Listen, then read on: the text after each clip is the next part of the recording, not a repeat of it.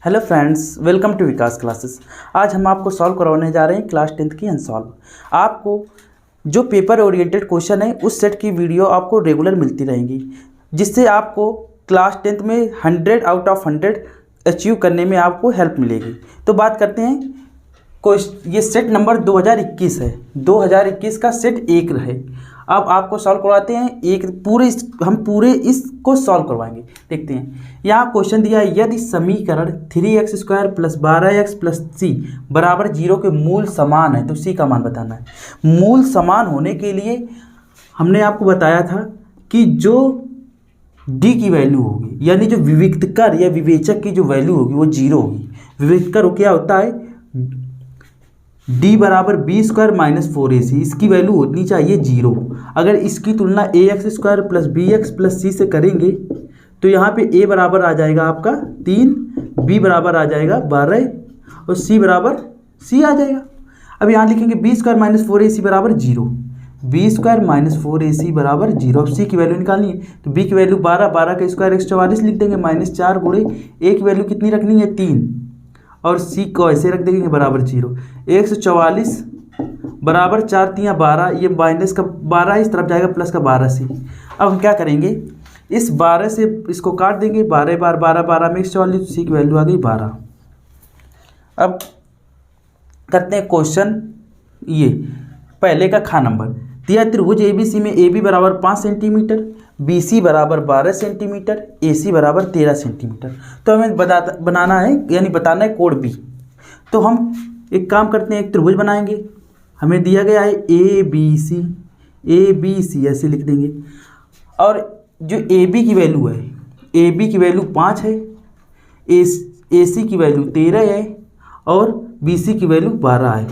तो हमें इतना याद होना चाहिए कि बड़े कोण के सामने की भुजा बड़ी होती है। देखिए ये 13 है, 13 के सामने की भुजा ये, 13 के सामने का कोण ये, 5 के सामने का कोण छोटा होगा। लेकिन बताना है कोण C, तो कोण B बताना है। तो देखिए 5, 12, 13 ये त्रिक पाइथागोरस ट्रिपलेट बना रहे हैं। देखिए हम कहेंगे बड़ी भुजा का अगर जो वर्ग, बड़ी भुजा का वर्ग दो छोटी भुजाओं के वर्गों के योगफल के अगर बराबर हो जाए, अगर इसको अगर सेटिस्फाई कर देता है, ये 169, ये 25 हो जाएगा, ये 144 हो जाएगा। देखिए ये 25 और 144 को जब जोड़ेंगे तो 169 आ जाएगा। अगर इसको सेटिस्फाई कर दिया तो हम कहेंगे जो बड़ा कोण, यानी जो बड़ी भुजा है उसके सामने का कोण समकोण होगा, मतलब 90 अंश का होगा, क्योंकि ये सिर्फ पाइथागोरस थ्योरम सिर्फ राइट एंगल ट्रायंगल समकोण त्रिभुज पर लागू होती है। तो हम कहेंगे कोण B की जो वैल्यू है वो 90 अंश है। अब बात करते हैं घ नंबर, ये sin 2a बराबर 2 sin a है। sin 2a का फार्मूला होता है, यहाँ a की वैल्यू निकालनी है तो sin 2a का फार्मूला होता है 2 sin a × cos a बराबर 2 sin a लिख देंगे।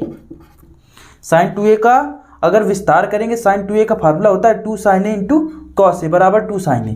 तो यहाँ देखिए sin a से sin a कट गया, 2 से 2 कट गया, यहाँ पे आया कितना 1, cos a बराबर 1।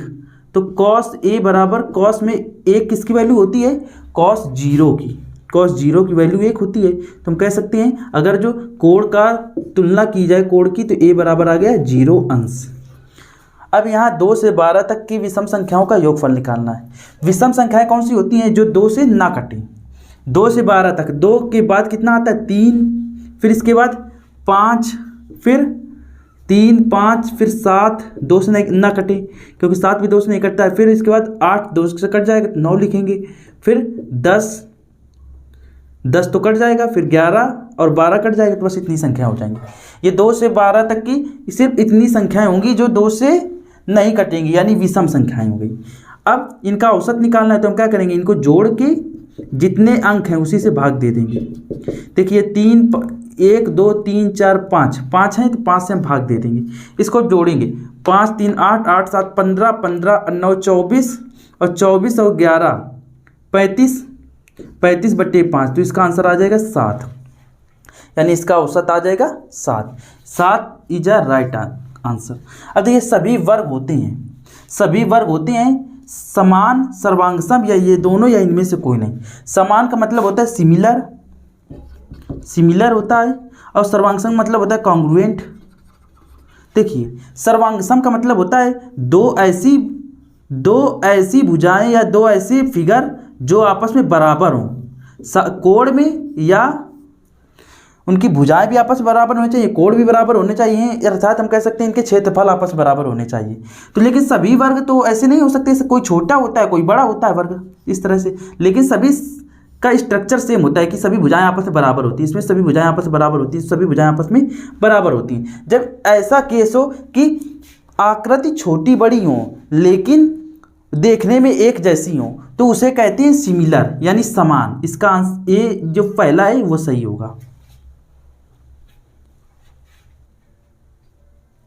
हम लेते हैं ये ऑप्शनल है 4 नंबर क्वेश्चन। यहाँ यक्स अक्ष पर स्थित दो बिंदुओं 2,-5 तथा -2,9 से समदूरस्थ बिंदु के निर्देशांक ज्ञात करना है।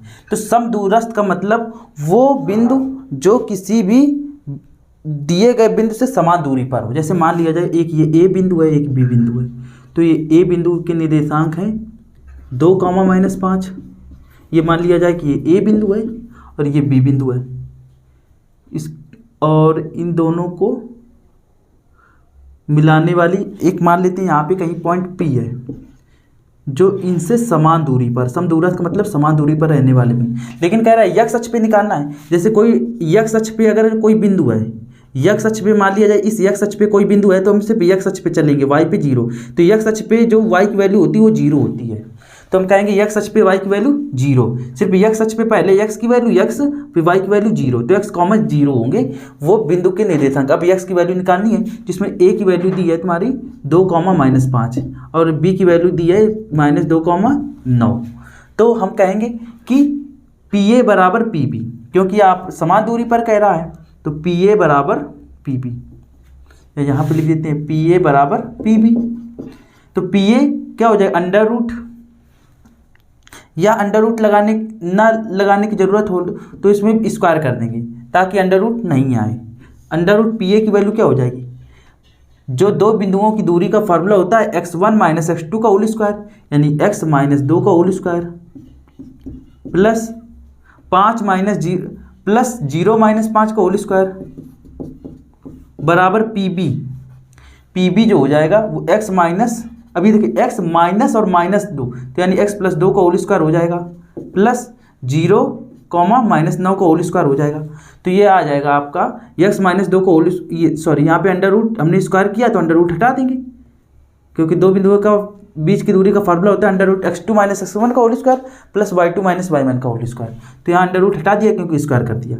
अब हमें क्या करना है, x - 2 का होल स्क्वायर, इसका होल स्क्वायर खोल देते हैं, तो हो जाएगा a² यानी x² प्लस b² यानी 4 -2ab यानी 2ab यानी 4x हो जाएगा, प्लस 25 हो जाएगा बराबर, इसको भी खोलेंगे x² a² प्लस b का यानी 2 का होल स्क्वायर करेंगे तो आ जाएगा 4 प्लस 2ab यानी 4x आ जाएगा, प्लस 9 का स्क्वायर करेंगे तो 81 आ जाएगा। अब देखिए आपका यहाँ पे x² से x² कैंसिल हो जाएगा और 4 से 4 कट जाएगा। अब आ जाएगा ये 4 इस तरफ माइनस का आएगा, माइनस का 4x और माइनस का 4x हो जाएगा माइनस का 8x बराबर 25। ये देखिए 81 - 25 करेंगे, जब 81 में 25 घटाएंगे तो आपका आ जाएगा 11 में 5 गए 6, यहाँ होता है 7, 7 में 2 गए 5, तो ये 8x था, तो x की वैल्यू आ जाएगी 8 × 7 = 56 - 7 आ जाएगी। तो हम कहेंगे जो P बिंदु के निर्देशांक होंगे वो x, 0 यानी x की वैल्यू आ गई -7, 0। ये आपका ऑप्शनल क्वेश्चन था, तो ऑप्शन को पहले सॉल्व करेंगे फिर टिक लगाएंगे। अब यहाँ पे यह इस समीकरण को हल करना है, x - 1/x का होल स्क्वायर। सो इसको पहले इसको मिटाल देते हैं।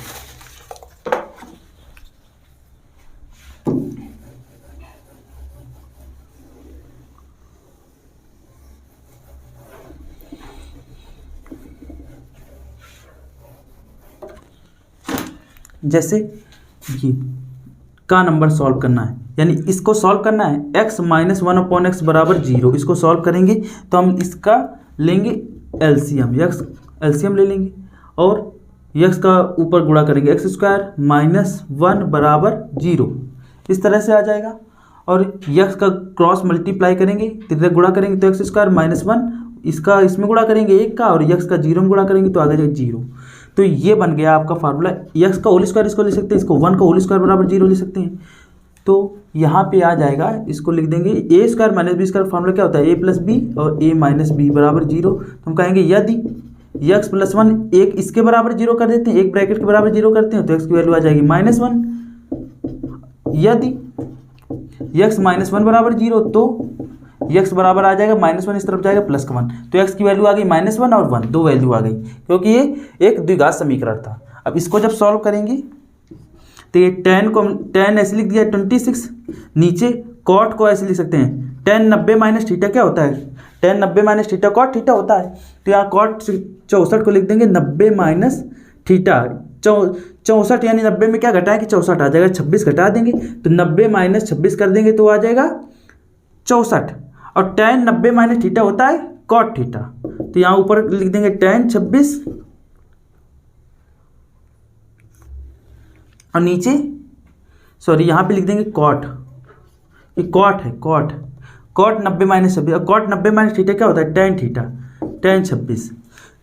तो ये tan से tan खत्म, इसकी वैल्यू आ गई 1।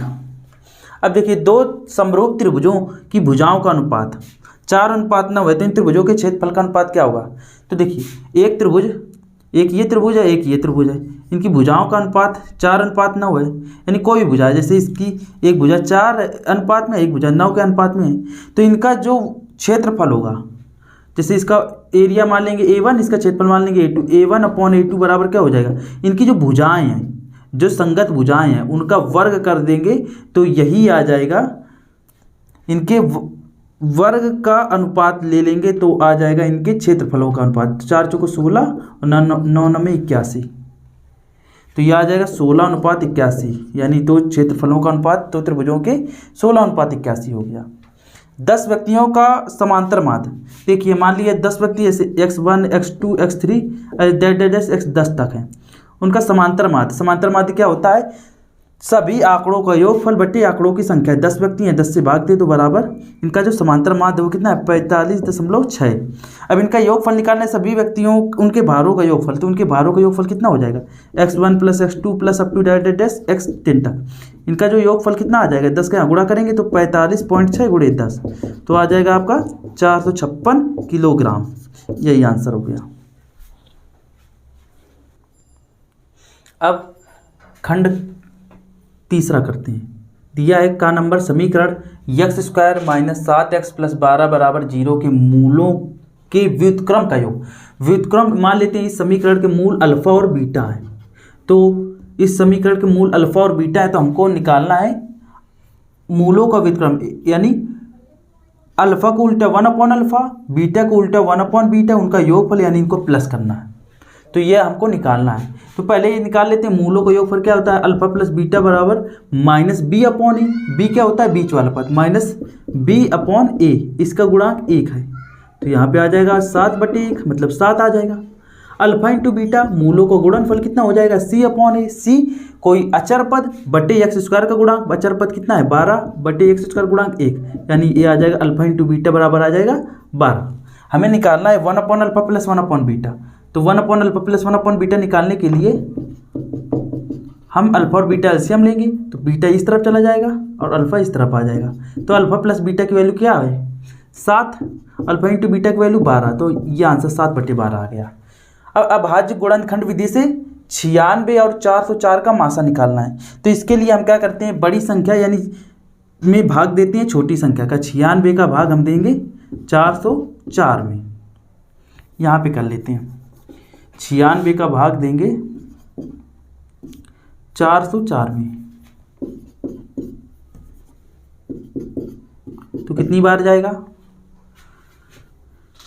96 गुणे 4 करते हैं तो 4 बार चला जाएगा, तो यहाँ पे आ जाएगा 6 चौको 24 की 4 80 लगी 2, 9 चौको 36 2 38।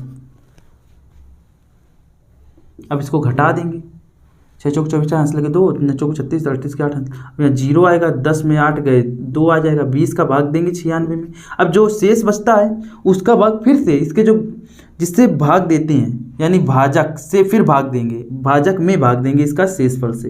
तो 96 का जब भाग देंगे तो 20 का ऐसा पाड़ा पड़ेगा कि 96 ज़्यादा ना है, 20 चौको 80, 20 पंचे 100 ज़्यादा हो जाएगा, 20 चौको 80। अब यहाँ पे कितना आ जाएगा 96, ये जाएगा 16, 16 का भाग 20 में देंगे, 16 का भाग 20 में 16 दूना 16 एकम 16, बचा कितना 4। अब ये 4 को यहाँ थोड़ा कंटिन्यू करते हैं, यहाँ 4 का भाग देंगे फिर से 4 आएगा शेषफल, 4 का भाग फिर से देंगे 16 में, तो 4 से काटेंगे 4 चौको 16। तो इस तरह से जो जिससे पूरा पूरा भाग चला जाता है वही हमारा मासा हो जाता है। तो इसका HCF जो आएगा वो कितना हो जाएगा 4, क्योंकि 4 से पूरा पूरा कट गया। अब बात आती है गा नंबर क्वेश्चन की। यहाँ दिया एक लंबवृत्तीय शंकु का व्यास 21 सेंटीमीटर है। एक शंकु है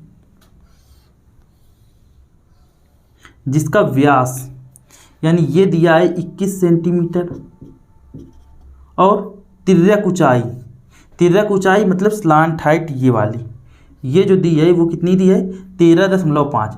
13.5 को हम क्या करेंगे 13.5 में एक लगा देंगे, पॉइंट लगा के एक 0 बढ़ा देंगे। तो अब किससे कटेगा 5 से काटेंगे, 5 दूने 10, 5 सत्ते 35, 5 दूने 10, तो 27/2 भी लिख सकते हैं, क्योंकि 27 का जब आधा करेंगे तो 13.5 आ जाएगा। तो इसको आज करेंगे 27/2 इतना कर देंगे। और ये ऊंचाई h, तो ये इसका संपूर्ण प्रश्न निकालना है। संपूर्ण प्रश्न निकालने के लिए हमें ऊंचाई पता होनी चाहिए। संपूर्ण प्रश्न, इसका संपूर्ण पृष्ठ का फार्मूला होता है पाई r ब्रैकेट में L प्लस R, यही होता है। अब देखिए पाई की वैल्यू हम रखते हैं 22/7, R की वैल्यू त्रिज्या, पहले तो हम L निकाल लेंगे, ये पाई r ब्रैकेट में L प्लस R होता है, तो H निकालने की कोई ज़रूरत नहीं है क्योंकि L से ही काम चल जाएगा। R की वैल्यू हो जाएगी 21/2, क्योंकि व्यास 21 है तो व्यास का आधा त्रिज्या होती है, तो 21/2 कर देंगे। और तिर्यक ऊंचाई 27/2 दे रखी है, तो यहाँ रखेंगे 27/2 प्लस R की वैल्यू 21/2। तो इसको सॉल्व करेंगे, ये आ जाएगा, देखिए 7 से काटेंगे 7 तरीका 21, 2 से काटेंगे तो 11 बार, तो 11 तियाँ 33 हो जाएगा, इंटू 27 और 21 जोड़ेंगे तो आ जाएगा 48/2, क्योंकि 2 LCM ले लेंगे ऊपर ऊपर जुड़ जाएगा। अब इसको काटेंगे, 2 से काटेंगे तो 24 बार कटेगा। अब 23 गुणे 24 कर देते हैं, 24 तियाँ 72 की 2 हासिल लगे 7, 24 तियाँ 72 और 7 79, और ये सेंटीमीटर में था तो एरिया जो है क्षेत्रफल सेंटीमीटर स्क्वायर में आ जाएगा। तो ये आंसर हो गया। यहाँ तीसरे का घ नंबर में दिया है चित्र में, देखो PS/SQ बराबर PT/TR है, कोण PST बराबर कोण PRT, तो सिद्ध करना है कि त्रिभुज PQR समद्विबाहु त्रिभुज है। यहाँ पर दिया गया है PS/SQ बराबर PT/TR, ये दिया है, ये दिया गया है।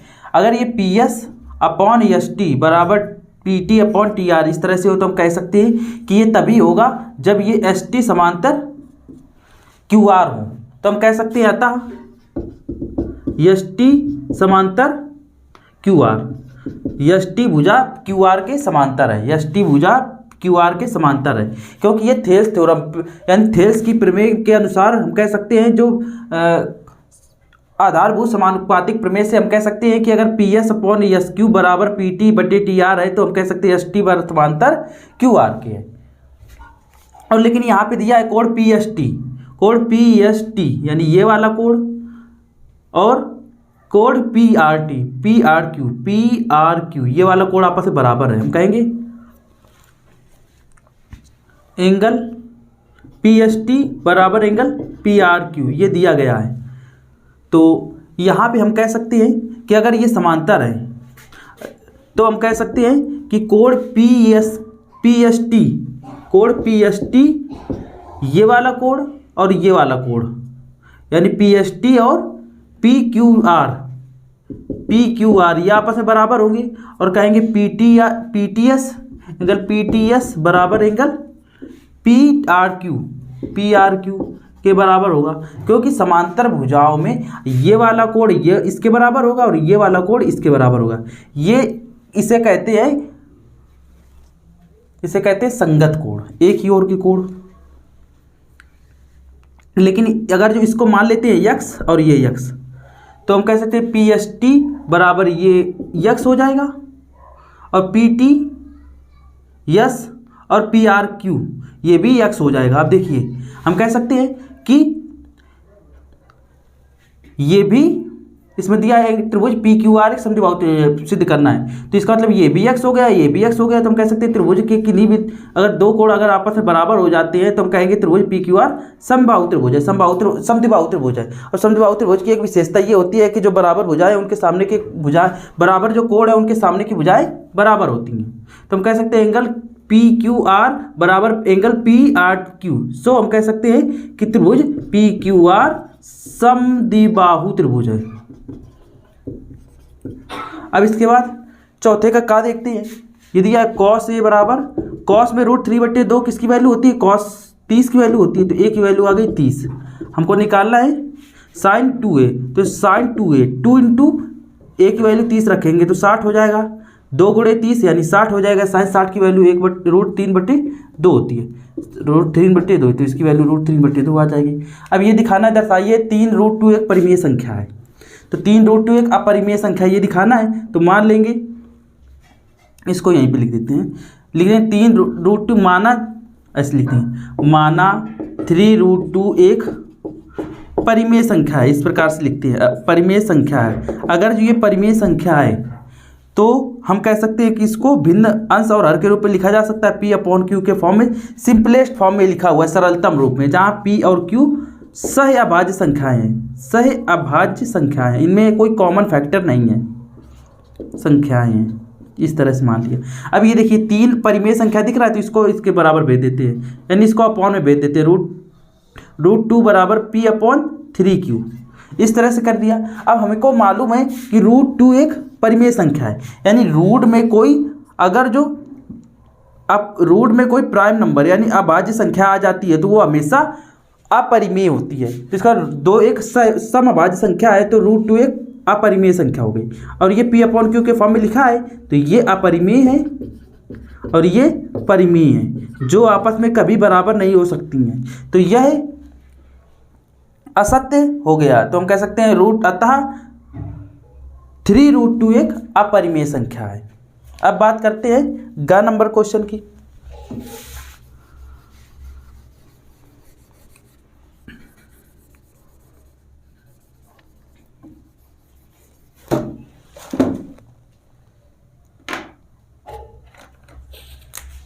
यहाँ पर एक समबाहु त्रिभुज ABC की भुजा 2a है।